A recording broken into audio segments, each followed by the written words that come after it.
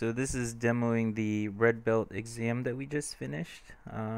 This is the landing page for the application with register and login feature, and this form validation to make sure that the name cannot have a number, um, and that all of these fields are required.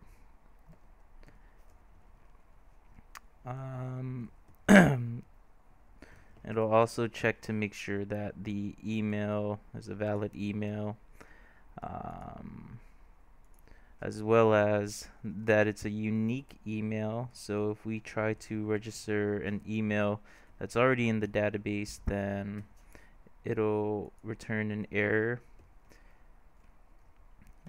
saying that this is not a unique email. The date is also required, and the password and password confirmation have to match in order for the user to be able to successfully register. So if we don't have the password also has to be, I think, 8 letters long. So if it's not, it'll send a message back.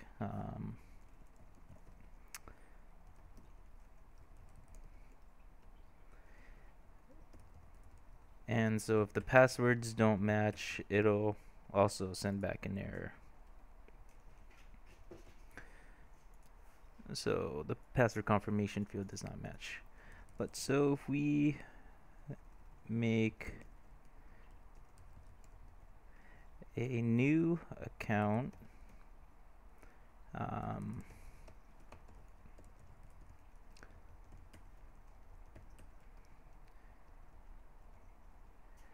then it'll send that user to the home page where it'll show how many people have poked them, and being a new account, they haven't been poked at all.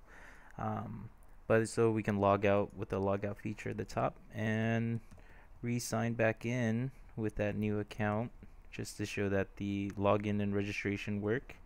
If the password doesn't match what is in the database, then it will show an error that this record was not found in the database. So sign in as another user that's been poked. So at the top it'll show how many people has poked this person, as well as which user has poked them, and how many times each individual user has poked this account.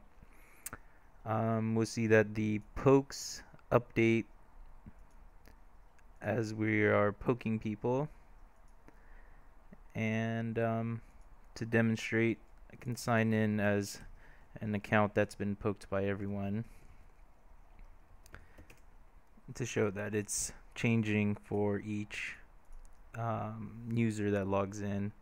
So and then the new account hasn't been poked yet, but if we poke them and then sign in as that user, we can see that it'll update their poke count on their home page. So we can see this person has been poked by one person, and we can see that person's name and how many times they've poked them.